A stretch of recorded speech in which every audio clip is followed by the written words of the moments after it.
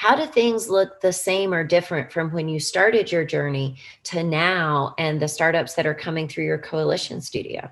My experience was somewhat the inspiration for where we wanted to go, because I felt like it was important to, I got tired, as Rodney said, we were the exceptions versus the rule in so many situations when it comes to capital raising, right? And if we're trying to make change as a society, we got to have less of it being the exception and more of it being a rule, so that we can actually democratize access. As a community, if we don't actually understand the numbers related to actually closing that racial wealth gap, we'll just have great sounding press releases and data points of people saying we want to close the racial wealth gap. We all want data before we take action, and we want to know that we are taking action and we're moving in the right direction based on some sort of information that shows causality.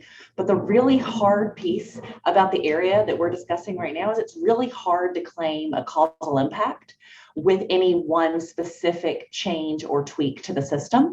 And that makes it, I think, really difficult. So to me, it comes back to really measuring what matters and figuring out what are our KPIs, what are we actually trying to solve for, and then going from there into the numbers. But that also brings up, I think, a good point that is fleshed out a little bit in the trends report, which is that if you look at aggregate level information about capital raising in 2020, it's going to completely skew the picture. And the reason why is we saw a significant preponderance of deal flow doubling down on existing portfolio companies and not going into new companies. We saw that, yes, venture funds had a banner year and raised a ton of money because people were looking, as Steve Kaplan highlighted earlier, they were looking for those outside returns. What we also saw is one of the largest dips in small and first-time funds, which is Yael. I mean, I'm bringing it all full circle. As Yael was highlighting this earlier this morning, those are the investors that are backing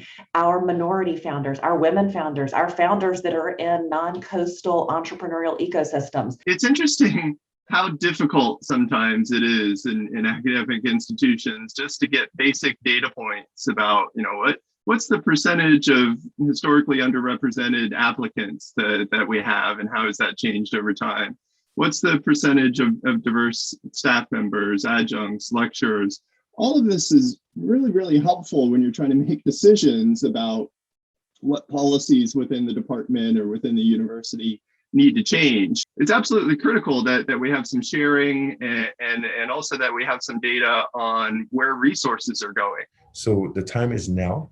If you're a portfolio company and your investors aren't doing it, we should be asking them about it, and we should all be holding each other accountable so that we could drive this change. Because as I said before, it's going to take a village, and investors play a very significant role. They aren't the silver bullet. They're by no means the silver bullet, but they do play a significant role because money talks, so they have the capital to deploy.